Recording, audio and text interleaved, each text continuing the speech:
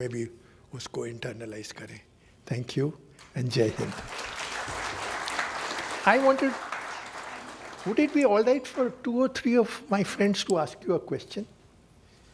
ये नॉर्मली तो नहीं होता ऐसे लेक्चर्स में, but ambassador Verma has agreed. Now maybe up to 3. और देखिए स्पीच मत दीजिएगा, मैं आपको रोक दूंगा, मैं मास्टर हूँ तो मुझे आदत है. अगर लोग है तो सीधा साधा सवाल कोई है तो आप वर्मा साहब से पूछिए. रोज़ रोज़ पवन वर्मा अहमदाबाद नहीं आते. बीइंग एन अहमदाबादी मैं उसका ज़रा फ़ायदा उठाना चाहता हूँ. Yes, question him.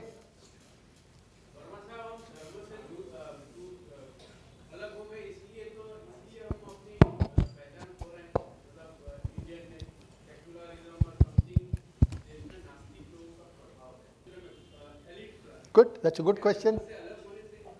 Yeah, that question is there. नहीं, मैं नहीं समझता कि हर मायने में संस्कृति धर्म के ही परिप्रेक्ष्य में है. अगर एक भाषा लुप्त हो जाए, यूनेस्को के डायरेक्टर जनरल मुझे मिले थे कुछ साल पहले, वो कहने लगे, वो वेस्ट अफ्रीका से थे, वो कहने लगे कि वेस्ट अफ्रीका की एक भाषा है योरुबा, 4.5 करोड़ लोग उसको बोलते थे और धीरे धीरे अब सब फ्रेंच बोलने लगे. तो भाषा केवल एक कम्युनिकेशंस का जरिया नहीं है. भाषा में तो सोई हुई है हमारी सांस्कृतिक विरासतें, चाहे वो लोरी हो, चाहे वो इतिहास की खुलती हुई खिड़की हो, चाहे वो कहानियां हो. एक शेर है मुनीस रजा का, ये गलियां मेरा बचपन यहां से गुजरा है, कहानियां जो सुनी थी यहां पे सोती हैं. तो भाषाओं में तो निहित एक दुनिया है, वो धर्म से ही केवल परिभाषित नहीं हो सकती. और मैं और भी बड़े उदाहरण दे सकता हूं आपको, पर यह भी आपकी बात सच है कि यह समझना कि संस्कृति और धर्म के बीच में कोई अंतर विरोध है, वो भी एक संकीर्ण सोच है. यहां खत्म करता हूं. The young lady there, second question. I really appreciated your lecture considering the kind of exposure that you've had. My question is that there is something to be said about the positive forces of globalization also. The fact that the idea of individualism and creative thought process that West focuses on so vehemently has also done a lot of good to the people, and that has to be, spoken about. A lot of creativity that our ancestors have now produced. question. Yes, yes. That's a good point. A lot of creativity that has been produced has been because of the individual nature of thought process that perhaps must have been prevalent at that time. Last sentence now. Yeah, last sentence. Since our culture focuses so much on the community as a force of thought process or ideas, what do you think can revive the individual nature of thought that Indian civilization has had? I don't know, I hope I make myself clear. First of all, let me fully agree with you. Yeah. That it was not my intention whatsoever to critique globalization in its entirety. Besides, even if I critique it, there is a certain inevitability to it. Modern communication, transportational revolution, instruments for the exchange of ideas, the exponential level of exposure that each of us gets of the other today through technology. Computerization, yeah. Computerization, internet, social media, you name it. So, to that extent, and commerce and trade, globalization will happen. I am making a plea that in this process, where we must become global citizens, let us become global citizens in a better sense by retaining our identity of who we are, rather than becoming nondescriptly cosmopolitan. And I make this point because I ultimately have seen that people respect each other as part of a confident interaction when they see somebody speaking from a position of rootedness rather than rootlessness. Now, this is not a plea for barriers.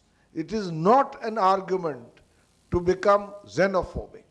It is not an assertion of chauvinism. It is just that somewhere within me, I have a big problem of the culturally adrift. When I wrote my first book, sir, if I may share, my answer is too long, you can shut. I wrote my first book as a biography of Mirza Ghalib. It's gone into, I don't know, 50 editions. It was a Penguin paper, a book called Ghalib, the Man, the Times. It won the Sahitya Academy Award. The point I'm making is that I too went to St. Columbus, St. Xavier, St. Stephen's. I could have been a saint. And one of the aspects of this education was that I was institutionally adrift from both the languages I could have known, which are Sanskrit and Hindustani or Hindi. But when in the book I write that I am a cultural orphan, I am compelled to go to my own sources through the intermediary intervention of English. It's a lacuna. It should be corrected. I should know English, but I should not be a linguistic half caste. ना तो अपनी भाषा जानते हैं अच्छी तरह और ना ही कभी अंग्रेजी बोल सकते हैं उनकी तरह. सर अटल जी ने कहा था एक दफे, अटल बिहारी वाजपेयी, उन्होंने कहा था कि it is a myth that the Britishers left India as a result of the freedom movement. They left because they could not bear anymore the massacre of the English language. चले गए. So, for a country, I'm just giving you one example, for a country which prides itself on its linguistic sophistication, 24 languages, each with their corpus of literature, a written script, all of sub-Saharan Africa, and I don't say this in any form, for any less respect I have, all of sub-Saharan Africa is one language with a written script. And here are 24 languages with written scripts with a corpus of literature dating back 2000 years, finally being condemned to speak English and thinking that it is the national language. There is something wrong here. On this side, there is a lady here. The last question. I'm sorry, my friend, but... In continuation of what you said, and remembering what Adharaniya Ramla used to believe, I have a question. I just continue what you said. That is, we are rootless. We have become rootless because of English. And I have taught English myself all my life, and still I stand for Hindi and Indian languages. And I have been trying very hard to resolve the issue of linguistic problem that we have. So what are your views on that? Thank you. If I had any choice, I think your question is very relevant. If I had any choice, and if I had been born in 1940, I would have set up, like the IITs which came up later, a first-class institute for translations. Such brilliant writing is today held hostage to the fact that people outside Malayalam or Kannada or Bengali or they don't get to read it. And what is our strength has become our weakness. And JNU which does it, you don't like. I former Vice Chancellor. So, when I translate Gulzar Sir, for instance, I am just trying to put a certain poetry for which I have great respect to a larger audience, so that somebody who does not understand Hindustani, although all translations are inadequate, it's like transferring perfume from one bottle to another. कुछ भी कीजिए थोड़ी तो fragrance जाएगी, but फिर भी कोशिश हो सकती.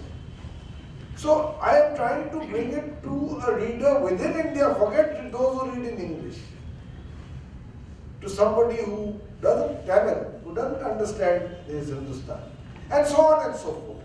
So I believe it's a strength. We should have excellent translations. We should make our languages accessible to each other. And if I have ever a chance, I'll do that. Very nice. For the young lady, most of the serious literature in economics shows that global technologies always have a local origin.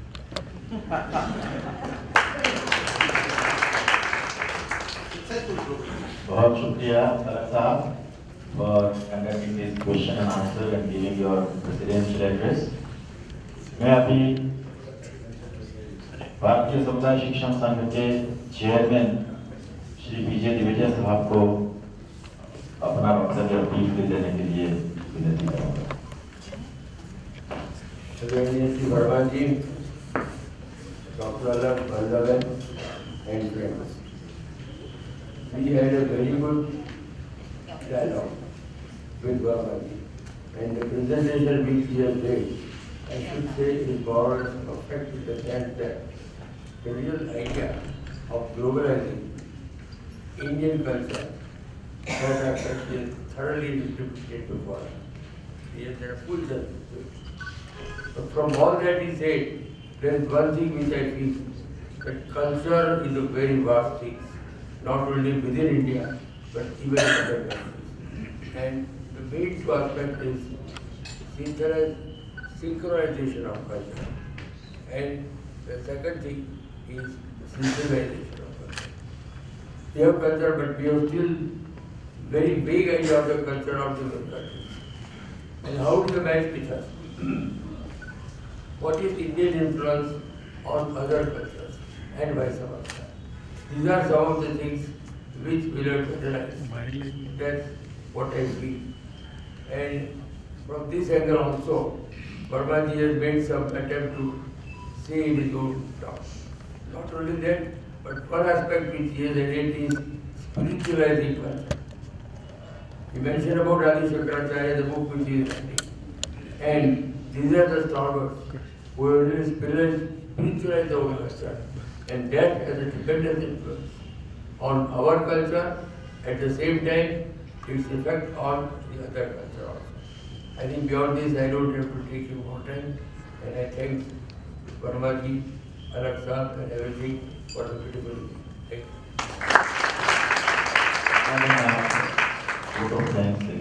मैं ज़्यादा time नहीं लूँगी, लेकिन बहुत बहुत आभारी हूँ पवन जी आपके कि बहुत अच्छी बात आपने की और सबको सवाल जो आपने सबके सामने रखा है मेरे ख्याल से संस्था के लिए और काफ़ी सारी संस्थाओं के लिए यहाँ एक नेक्स्ट ईयर के सोच का एजेंडा बन जाएगा, what is to keep and what is to born.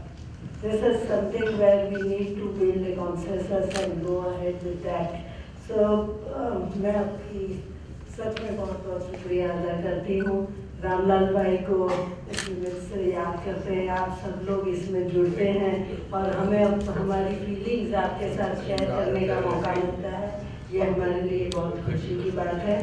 मैं अलग साहब की भी बहुत आभारी हूँ. वैसे वो हमारे संस्था के साथ गवर्निंग काउंसिल के मेंबर के तौर पे जुड़े हुए हैं और हमेशा जब भी मैंने कहा तब छोटे से छोटे काम के लिए हमेशा उन्होंने अपना समय लिया है. लेकिन आपने जिस ढंग से पूरे अहमदाबाद के साथ इस बात को जोड़ के बात की वो भी बहुत सराहनीय है. मैं इस समय गुजरात विद्यापीठ का भी आभार मानूंगी. गुजरात विद्यापीठ रामलाल भाई की संस्था है और ये सारे प्रोग्राम में गुजरात विद्यापीठ इतनी जुड़ी रहती है जितना भारतीय समुदाय शिक्षण संघ. मैं AMA के स्टाफ की भी आभारी हूँ कि उन्होंने हमेशा हमें ये प्रोग्राम आयोजित करने में बहुत ही मदद की है और ऑलमोस्ट ये हमें अपना घर लगने लगा है. इतना हमारा उनके साथ रहा है. Mister Nair always takes care for every small thing, तो मैं उनका भी बहुत बहुत आभार मानती हूँ. और आप सब लोग जो यहाँ पे आते हैं हमारे आमंत्रण पे और ये क्या कहेंगे कि ये चर्चा में शरीक होते हैं, इसलिए आप सबके लिए मैं बहुत बहुत आभारी हूँ। Thank you very much. हम लोग राष्ट्रगीत गा के ये प्रोग्राम को पूरा